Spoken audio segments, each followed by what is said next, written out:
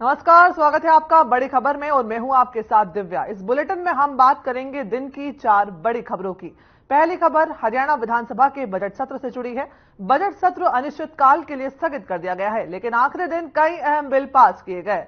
दूसरी बड़ी खबर झज्जर से है, जहां इनेलो प्रदेश अध्यक्ष नफे सिंह राठी की हत्या मामले में पुलिस ने एसआईटी का गठन कर दिया है, जो कि मामले की जांच करेगी। वहीं तीसरी खबर फरीदाबाद से है, जहां ग्रीन बेल्ट पर शराब के ठेके खोले गए हैं और इस मामले में एचएसवीपी यानी कि हरियाणा शहरी विकास प्राधिकरण पर मिली भगत के आरोप लगे हैं। चौथी बड़ी खबर रेवाड़ी से है, जहां कोर्ट के सामने एक टैक्सी ड्राइवर ने 9 लाख की लूट को अंजाम दिया।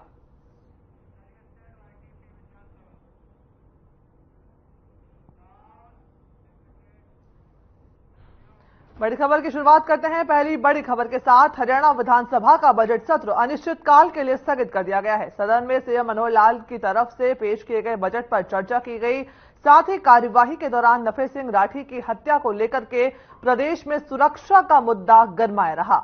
बता दें कि बजट सत्र के आखिरी दिन कई अहम बिल पास किए गए, जिनमें शव का सम्मानजनक निपटान विधेयक 2024, ट्रैवल एजेंट का पंजीकरण और विनिमय विधेयक 2024, हरियाणा भूमि समेकन संशोधन विधेयक 2024, हिसार महानगर विकास प्राधिकरण विधेयक 2024, निजी कोचिंग संस्थानों के पंजीकरण विनियम विधेयक और हरियाणा राज्य खेल संघ पंजीकरण और विनियमन विधेयक शामिल है।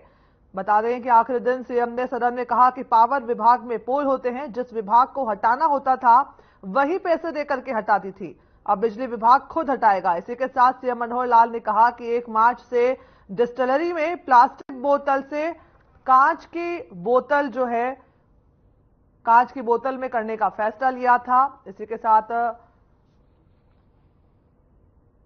बता दें कि इसको मैंडेटरी की जगह अब ऑप्शनल किया जा रहा है।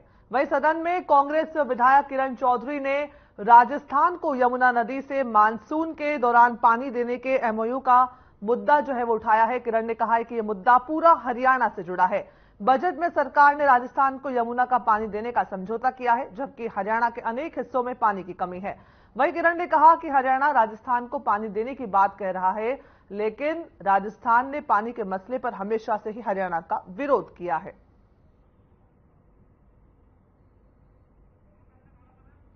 हरियाणा विधानसभा की कार्यवाही जो है अनिश्चितकाल के लिए स्थगित कर दी गई है। विधानसभा से तस्वीरें आपको दिखा रहे हैं। बता दें कि आखिरी दिन जो है कई अहम बिल पास हुए हैं और हरियाणा विधानसभा की कार्यवाही अब अनिश्चितकाल के लिए स्थगित कर दी गई है, जिसमें शव सम्मानजनक निपटान विधेयक भी शामिल है और साथ ही हरियाणा भूमि समेकन संशोधन विधेयक भी पारित हो गया है। वहीं ट्रैवल एजेंट का पंजीकरण और विनियमन विधेयक भी शामिल है।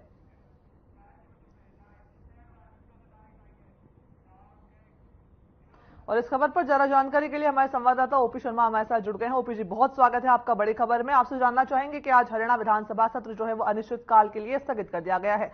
ऐसे में कौन कौन से वो अहम बिल है, कौन से वो विधेयक है जो पारित हुए हैं? देखिए दिव्या, अगर हम हरियाणा विधानसभा की बात करें तो ये 20 जो है वो फरवरी से शुरू हुआ था। राज्य का आखिरी दिन था। इस दौरान करीबन जो है 7 सिटिंग जो है कुल मिलाकर हुई है। हालांकि सत्र पहले 6 मार्च तक चलना था, बीच में कुछ रिसेशन का पीरियड रखा गया था, लेकिन लोकसभा के संभावित चुनाव और किसान आंदोलन के चलते जो सरकार ने कहीं ना कहीं जो है बजट सत्र को छोटा कर दिया। बीच में जो रिसेशन का पीरियड था उसको कम कर दिया है और आज बजट का सत्र जो है वो पूरी तरीके से समाप्त हो गया है। और अगर हम सत्र की बात करें तो इस दौरान करीबन हरियाणा सरकार की तरफ से जो है वो 1 दर्जन के आसपास जो है बिल पास करवाए, जिसमें सबसे अहम बिल था जिसके ऊपर पूरे देश की कहीं ना कहीं नजर थी, वो था शवों का सम्मानपूर्वक निपटान करना। अक्सर कई बार कुछ दुर्घटनाओं में या सरकार की लापरवाही के चलते या एक्सीडेंट के चलते, किसी की भी लापरवाही के चलते जिन लोगों की मौत हो जाती थी, परिजन जो उनके शवों का सड़क पर रखकर जो धरना प्रदर्शन करते रहते, शव का अपमान होता था। संविधान भी जो है शव के साथ अपमान की जो अनुमति नहीं देता है। तो देश के अंदर राजस्थान के बाद अब हरियाणा ऐसा दूसरा राज्य हो गया जहाँ सम्मान पूर्वक शव निपटान का जो कानून बन गया है। अब कहीं पर भी इस तरीके से शव पर से कोई भी अगर प्रदर्शन करता है तो उनके खिलाफ न केवल जुर्माना लगाया जाएगा बल्कि उनको सजा तक के प्रावधान किए गए हैं। साथ ही इस तरह के मामलों में पुलिस या प्रशासन को भी एक पावर मिल गई है कि अगर कोई भी इस तरीके से शव की बेकदरी करता है तो उसको लेकर जो है वो शव को जबरदस्ती लेके उसका अंतिम संस्कार विधि विधान के तहत जो है वो कर सकते हैं। इसके अलावा अगर हम बात करें तो हिसार जो मेट्रो डेवलपमेंट कॉर्पोरेशन का एक जो दर्जा मिला है उसका भी बिल जो है वो आज जो है पास हो गया। साथ ही हरियाणा सरकार ने बैकवर्ड क्लासेस के अंदर भी जो है कुछ जातियों को एजुकेशनल तौर पर एक शैक्षणिक तौर पर आरक्षण भी देने का बिल जो है वो ओवरऑल जो है पास हुआ है। अगर हम आज की विधानसभा सत्र की बात करें तो हरियाणा ने पिछले दिनों राजस्थान के साथ एक समझौता किया जिसके तहत बरसात के दिनों में यमुना नदी में जो भी अतिरिक्त पानी आता है वो पाइप के जरिए राजस्थान के जिलों में पहुंचाया जाएगा। साथ ही उसके साथ ही हरियाणा भी जो अपने पाइप लाइन जो बिछाएगा और वो पानी प्रदेश के भी अलग अलग हिस्से में जाएगा। तो आज इसी को लेकर विपक्ष की तरफ से जो काफी हंगामा जो किया गया, कांग्रेस ने इस मसला उठाया, कहा कि हरियाणा का पानी राजस्थान को दिया जा रहा है और जबकि दक्षिण हरियाणा खुद डार्क जोन में आ गया है। डार्क जोन के चलते पानी जो है वो लवणीय जो है वो प्लेन वाटर जो वो कहीं ना कहीं ग्राउंड लेवल पर हो गया। तो इसके चलते जी बिल्कुल ओपी, बहुत अहम जानकारी आपने दी कि जो है शव सम्मानजनक निपटान विधेयक, बहुत महत्वपूर्ण विधेयक जो है वो पारित कर दिया गया है। ऐसे में अब जो है लोग कोई भी हादसा हो जाने पर जो है शव को सड़कों पर रख करके प्रदर्शन अब नहीं कर पाएंगे। पुलिस को भी जो है अब इसका अधिकार मिल जाएगा कि वो इस पर कार्रवाई कर सकती है। आपसे जानना चाहेंगे कि इसमें जो अपील करता है उनको क्या कुछ जो है कहा जा रहा था इस संशोधन विधेयक में कि जो पीड़ित व्यक्ति है उनकी भी मदद की जाएगी, तो किस तरह से उनका इसमें ध्यान रखा गया है? देखिए अगर हम पीड़ित व्यक्ति की बात करें तो देखिए ये जो भी कानून है ये सिर्फ और सिर्फ शव का एक सम्मानजनक पूर्वक तरीके से और उसके धर्म के हिसाब से उसके संस्कार से जुड़ा हुआ है। इसमें किसी भी तरह का किसी भी बाकी कोई भी मसला इसमें जो है वो सस्टेन नहीं करता है, क्योंकि अगर किसी को भी नौकरी देनी है तो वो सरकार का अपना अधिकार क्षेत्र है। उसके लिए सरकार ने अलग से रूल बनाए गए, जो रूल सरकार के द्वारा पहले से बनाए दिए गए हैं वहीं पर जो वो दे दिया जाएगा। क्योंकि भले ही हरियाणा के अंदर जितनी भी सरकारी भर्ती होते हैं वो एजेंसियों के जरिए, staff selection commission, Haryana public service commission के जरिए होती है, लेकिन कुछ ऐसी नौकरियां भी होती है, कुछ एक प्रावधान चीफ सेक्रेटरी ऑफिस भी होता है जहाँ पर सरकार कहीं पर किसी भी तरह का कोई आश्वासन दे देती है तो वहां पर जो है वो नौकरियां भी दी जाती है। फिर अगर कोई जवान शहीद होता है तो उसके परिवार को भी जो है अनुकंपा के आधार पर या फिर एक्स सर्विसमैन कोटे के साथ जी बिल्कुल नौकरियां दी जाती है। वो कहीं ना कहीं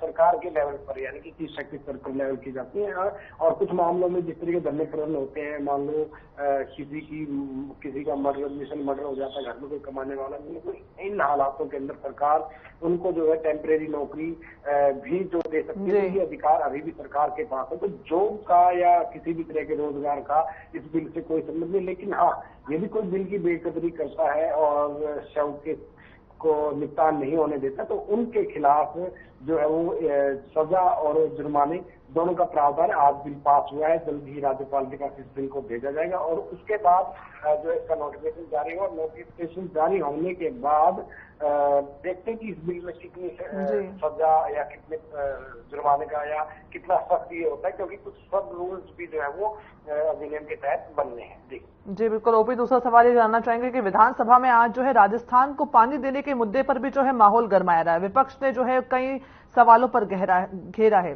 सत्ता पक्ष को, इस पर क्या कहेंगे? देखिए दिव्या, हरियाणा सरकार ने हाल ही में जो है वो राजस्थान के साथ समझौता किया था कि यमुना नदी में जो बरसात का पानी आता है वो आप पाइप्स लगाकर राजस्थान की गंगानगर के जो गंगानगर हनुमानगढ़ के आसपास के जिन इलाकों में जहाँ ढलान का एरिया है, क्योंकि हम जम्मू कश्मीर से अगर उत्तर से दक्षिण की तरफ ढलान माने तो ढलान के एरिया में जहाँ तक पानी जा सकता है तो वहाँ जो है पानी पाइपों के जरिए लेके जाएगा। इसको लेकर सरकार ने एमओयू किया था और इसी एमओयू के ऊपर आप कांग्रेस की तरफ से सदन की कार्रवाई का शुरू होते ही ये मसला जो उठाया गया। कहा गया कि हरियाणा का पानी राजस्थान को दे रहे हैं, हरियाणा पहले से डार्क जोन में है, जो पानी है वो स्लैन हो चुका है, लोगों को इस्तेमाल करने के लिए नहीं मिल रहा है। तो ऐसे में जो पानी राजस्थान दिया जा रहा है वो दक्षिण हरियाणा में दिया जाए, क्योंकि दक्षिण हरियाणा का ज्यादातर हिस्सा जो है वो डालजोन हो चुका है। फरीदाबाद, पलवल, अगर महेंद्रगढ़, रेवाड़ी की बात करें तो करीबन 1200 फीट तक का जो पानी का स्तर कहीं ना कहीं आ गया है। तो इसके ऊपर मुख्यमंत्री मनोहर लाल को कहना था कि हम उनको हरियाणा का कोई पानी नहीं दे रहे। बरसात में जब वाटर लेवल 18,000 क्यूसी से ज्यादा हो जाता है यमुना नदी के अंदर, तब जो है पानी राजस्थान को जो दिया जाएगा। लेकिन विपक्ष इसके ऊपर मानने को तैयार नहीं था। विपक्ष का कहना था कि ये एमओयू जो रद्द होना चाहिए और इसके जो ये पानी हम राजस्थान को दे रहे हैं ये हरियाणा के विभिन्न हिस्सों, जरूरतमंद हिस्सों में इसको दिया जाना चाहिए था। तो इसको लेकर कांग्रेस की तरफ से आज जो है वॉकआउट भी जो किया गया है। और अब देखते हैं कि कितना बड़ा मुद्दा हरियाणा के अंदर आने वाले दिनों में कांग्रेस को बनाती है और क्या अगले लोकसभा या विधानसभा चुनाव में क्या इस एमओयू का राजस्थान के साथ जो हरियाणा सरकार ने किया है इसका सियासी फायदा कांग्रेस उठा पाएगी, ये देखने वाली बात होगी। जी बिल्कुल। और विधानसभा में साथ ही जो है बजट सत्र के अंदर ये भी देखने को मिला कि अब एक जो रेस्टोरेंट संचालक हैं अब वो हुक्का नहीं परोस पाएंगे, उस पर भी अगर हुक्का परोसा जाता है तो कड़ी कार्रवाई जो है प्रशासन के द्वारा की जाएगी। इस पर क्या कहना है? देखिए दिव्या, अगर हम जो हुक्का के ऊपर प्रतिबंध लगाए, ये जो आजकल जो फ्लेवर्ड हुक्के जगह जगह बार खुले हुए हैं इनके ऊपर बैन लगा दिया गया। दरअसल तंबाकू के अंदर बाकी चीजों को जो कंटामिनेटेड या दिया जाता है, जब वो जलता है तो उससे अलग ही तरह की जो गैसेज या फिर धुआं वगैरह निकलता है जो आपके स्वास्थ्य के लिए जो काफी नुकसानदायक साबित होता है। तो ऐसे में सरकार ने जो ये कॉमर्शियल हुक्का या फ्लेवर्ड हुक्का है इसके ऊपर रोक लगा दी। लेकिन ट्रेडिशनल हुक्का जिस तरीके से आम आदमी, ग्रामीण जो भी लोग अगर सादा तंबाकू के साथ हुक्का बैठ के पीते हैं तो वो अलाउ नहीं होगा। हुक्के का किसी भी तरीके से कॉमर्शलाइजेशन नहीं किया जा सकता। तो एक लंबे टाइम से हरियाणा के अंदर पुलिस जो है इस तरह के हुक्कों के ऊपर खिलाफ मुहिम चलाकर उनको बंद कर रही थी, उनके ऊपर जो है वो सजा का प्रावधान जो जुर्माना लगा रही थी। लेकिन एक कानून की कहीं ना कहीं कमी थी कि इन हुक्का बार के खिलाफ एक कड़ी कार्रवाई कैसे की जाए। तो पुलिस के हाथ अब और मजबूत हो गए। अगर कहीं पर भी कोई भी कॉमर्शियल या फ्लेवर्ड हुक्का बार कहीं चलता हुआ दिखाई देता तो अब इस अधिनियम के तहत कहीं ना कहीं सरकार जो उनके खिलाफ पुलिस जो वो सख्त कार्रवाई कर पाएगी। जी। और साथ ही सीएम मनोहर लाल का कहना है कि 1 मार्च से जो है डिस्टिलरी में प्लास्टिक की जगह जो कांच की बोतल का प्रयोग है वो मैंडेटरी नहीं कर दिया है, उसे ऑप्शनल बना दिया है। इस पर क्या कुछ कहना है? देखिए, पिछले दिनों पंजाब, हरियाणा और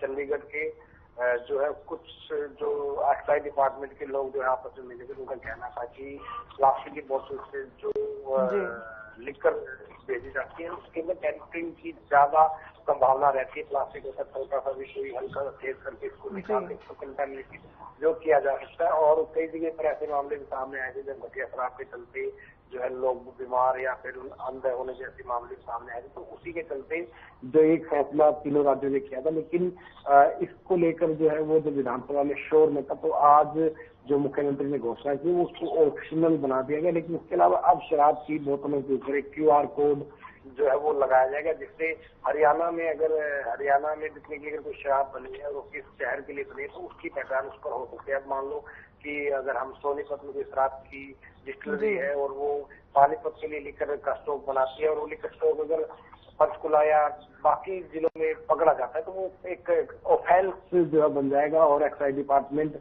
उसको ट्रैक करने में आसानी देगी कि आपके पास ये जो इस जिले का जो लिख कर बिकने के लिए है और आपके पास कैसे पहुंचा। तो कहीं ना कहीं एक जो कहीं ना कहीं पुलिस जो एक्साइज डिपार्टमेंट है उनको इन्वेस्टिगेट करने में आसानी होगी। जी ओपी, और ये भी जानना चाहेंगे कि हरियाणा सरकार का एक अहम फैसला जो है देखा जा रहा है कि उन्होंने रिकॉर्ड रूम जो है हर विभाग में प्रदेश स्तर पर बनाने की घोषणा कर दी है। इससे कि जितना भी रिकॉर्ड होगा विभाग का वो डिजिटल कर दिया जाएगा। ऐसे में प्रशासन को तो सुविधा होगी ही, साथ में लोगों को इसका क्या फायदा मिलेगा?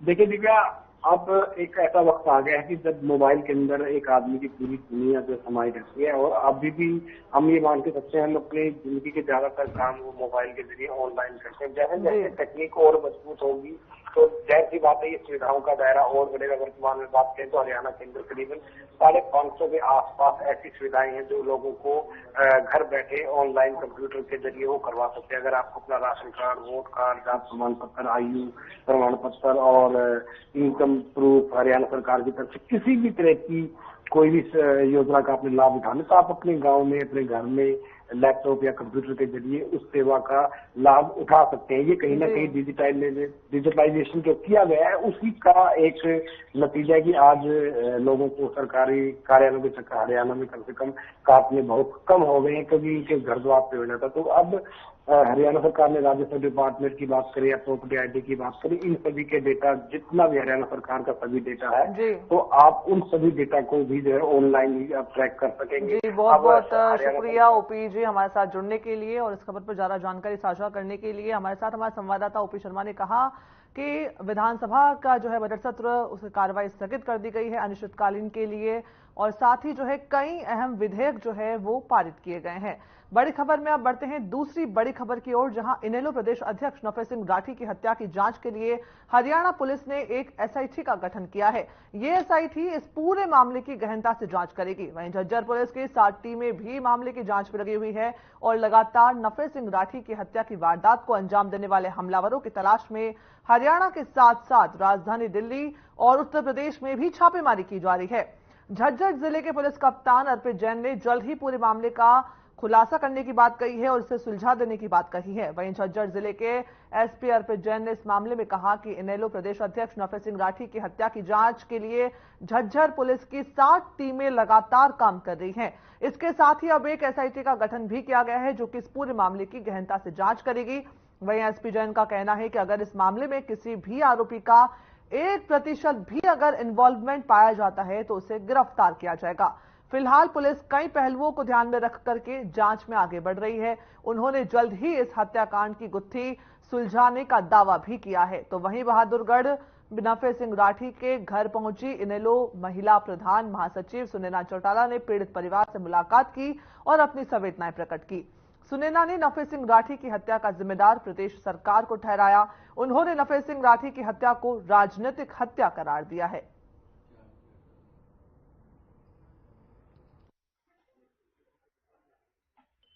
मेरा सीधा सरकार के ऊपर सवाल है कि जब उन्होंने सिक्योरिटी मांगी तो उन्होंने सिक्योरिटी क्यों नहीं दी, और सीधा उनके ऊपर एलिगेशन भी है कि सारे मामले में गवर्नमेंट का हाथ है, क्योंकि इतना बड़ा कांड हरियाणा प्रदेश जब से बना है तब से इससे घटिया काम आज तक नहीं हुआ।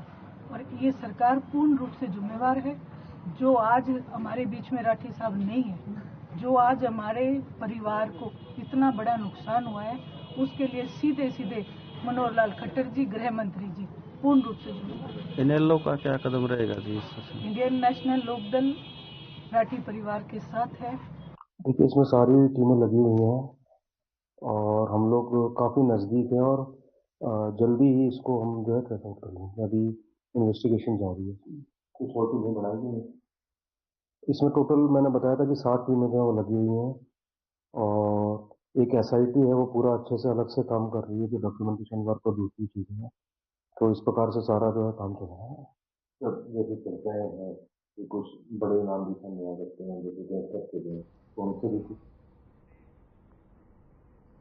बड़ी खबर में अगली खबर की ओर बढ़ते हैं, जहां खबर फरीदाबाद से है, जहां हरियाणा शहरी विकास प्राधिकरण एचएसवीपी के अधिकारियों ने सुप्रीम कोर्ट के आदेशों को धत्ता बताते हुए उनको पलीता लगाते हुए बता दें कि ग्रीन बेल्ट में शराब के ठेके खुलवा दिए हैं। वहीं यही नहीं, अधिकारियों को ही मिलीभगत जो है वो सामने आ रही है और साथ ही इन ठेके और अहाता संचालकों ने ग्रीन बेल्ट में ही अवैध रूप से पानी का दोहन करने के लिए अवैध बोरिंग भी लगा दी है।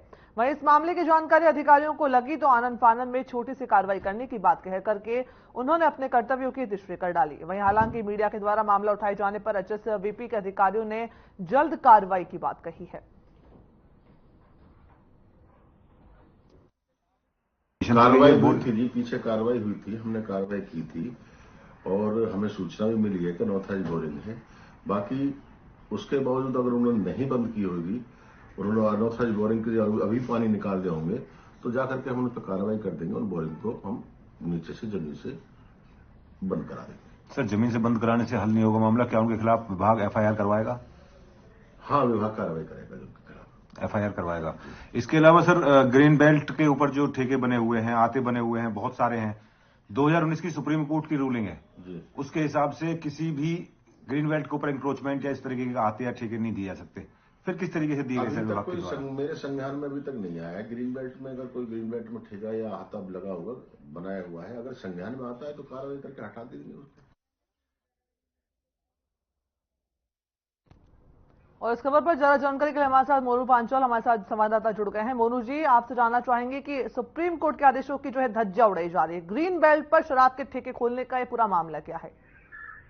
देखिए दिव्या, मैं आपको बता दूं, जिस तरीके से सरकार जो है सुशासन का दावा जो है करती है, तो वहीं मैं आपको बता दूं जिस तरीके से लगातार जो क्रोचमेंट जो की जा रही है, यानी कि जो शराब के जो कारोबारी हैं और जिले के जो है शहरी विकास जो प्राधिकरण के जो अधिकारी हैं, उनकी कहीं मिली भगत को लेकर के कहीं ना कहीं जिस तरीके से पंजाब को स्मार्ट सिटी का नारा जरूर देते हैं, लेकिन जिस तरीके से ग्रीन बेल्टों पर लगातार हाथे और कहीं ना कहीं जिस तरीके से जो शराब के ठेके खोले जा रहे हैं, तो कहीं ना कहीं इसको लेकर के एक सबसे बड़ा सवाल जरूर खड़ा होता है, क्योंकि कोर्ट ने 2019 में एक यहाँ पर जो एक आदेश दिए थे कि पंजाब में जितने भी ग्रीन बेल्ट है उनको खाली कराया जाए, उनको हरा भरा यहाँ पर एरिया रखा जाए। लेकिन जिस तरीके से प्राधिकरण शहरी के जो अधिकारी है और कहीं ना कहीं जो शराब के कारोबारी है, उनकी मिलीभगत से जिस तरीके से ग्रीन बेल्ट पर लगातार कब्जे यहाँ पर किए जा रहे हैं और कहीं ना कहीं ठेके शराब के वो लगातार यहाँ पर खुलते जा रहे हैं और उसके साथ साथ हाथे भी जो है वो यहाँ पर खुले जा रहे हैं। लेकिन सबसे बड़ी बात ये भी है दिव्या,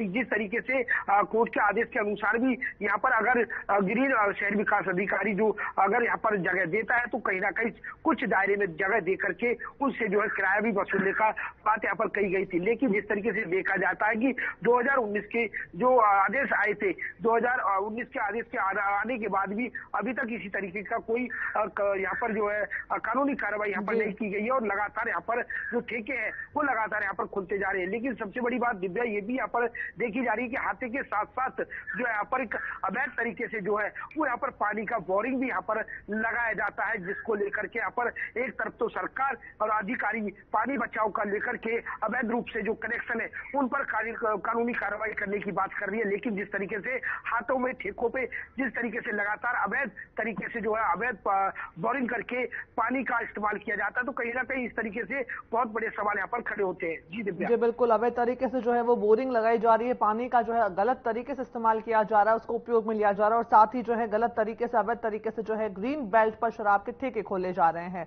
इस पूरे मामले को जो है हमारे संवाददाता ने बताया। आपके बहुत बहुत शुक्रिया आपका इस खबर में हमारे साथ जुड़ने के लिए। वहीं बड़ी खबर में अगली चौथी बड़ी खबर का रुख करते हैं, जहां झज्जर जिले के रहने वाली युवती अपनी मां के साथ कार बुक करने के लिए रेवाड़ी अदालत में आई थी। कार बुक करके रेवाड़ी अदालत पहुंची और कार चालक 9 लाख रुपए की नकदी लेकर के फरार हो गया। बता दें कि चालक गायब होने से अफरा तफरी मच गई। पुलिस ने बताया कि झज्जर निवासी एक युवती ने रेवाड़ी में जमीन खरीदी है, इस जमीन की रजिस्ट्री होनी थी। सपना ने बताया कि कार में रखे बैग में 9 लाख रुपए से ज्यादा रुपए थे, इसके अलावा कुछ कागजात भी थे।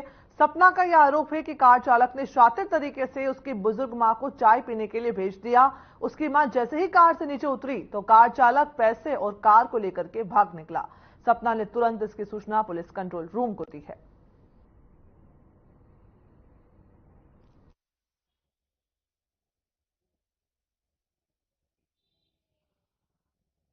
सर जमीन के मामले में आए थे, यहाँ पे दिल्ली रोड पे जमीन लेने थे। कैश रखा था सर 9 लाख रुपए।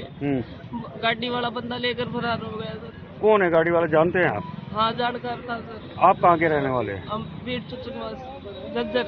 झज्जर के रहने वाले हैं। यहाँ रजिस्ट्री कराने के लिए आए थे? हाँ, जमीन की बात चल रही थी सर, पैसे तो थे हमारे पास। अच्छा, कितने पैसे थे? 9 लाख रुपए कैश सर और 15-16 हजार वैसे ऊपर होंगे। आप झज्जर से आए हैं? हाँ। तो गाड़ी वाले को जानते हैं? जानते हैं सर। कहाँ का रहने वाला है वो? वो शेरिया गांव का है सर। तो पुलिस को कंप्लेंट दे दी आपने? पुलिस को मैंने 112 पे फोन करके बुला लिया था। कितनी देर हो गई इस मामले को? बड़ी खबर का एक खास बुलेटिन देख रहे थे आप। इस बुलेटिन में फिलहाल इतना ही, मुझे दीजिए इजाजत, नमस्कार।